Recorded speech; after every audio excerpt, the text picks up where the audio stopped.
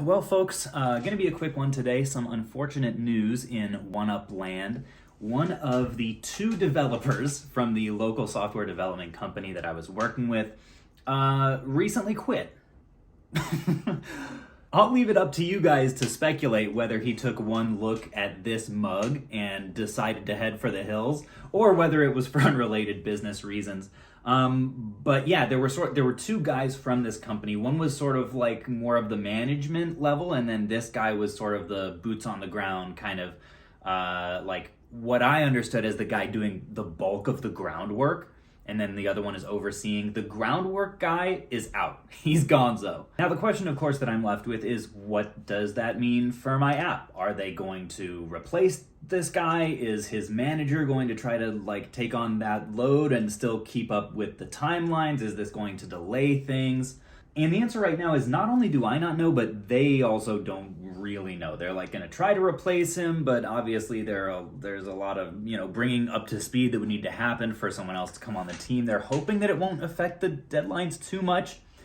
But I'll tell you the reason why I'm not especially concerned at the moment, at least.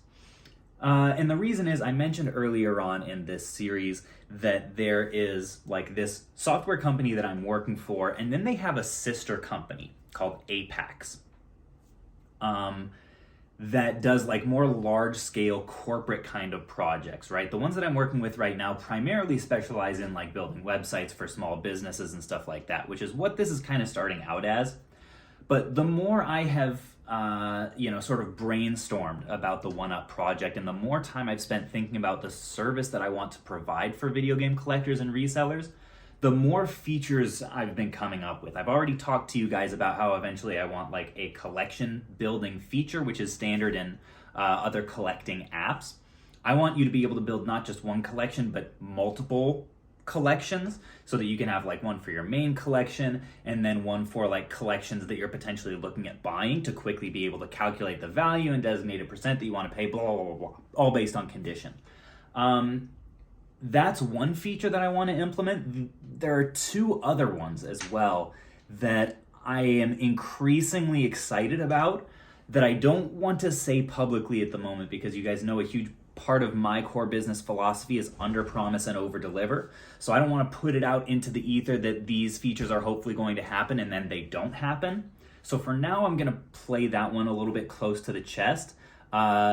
But long story short, there is a growing list of features that I want this app to have that are increasingly sophisticated. And I was sort of seeing the writing on the wall that maybe this is ultimately going to be a job for Apex rather than the smaller software development company, Awesome Inc. That eventually it seemed more and more likely they would maybe transfer me over. I don't know right now whether or not that's going to happen.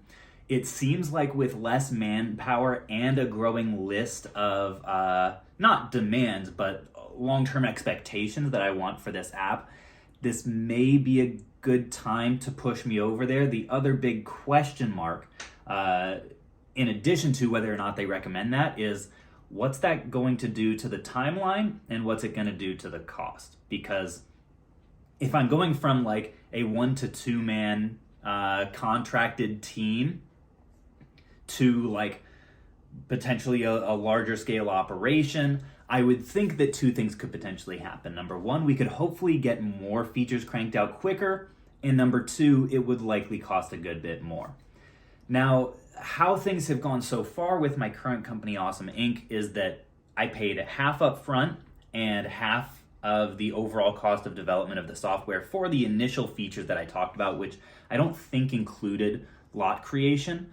Half of that would have been done upon project completion. I don't know like approximately where in the timeline on the process of overall features they are.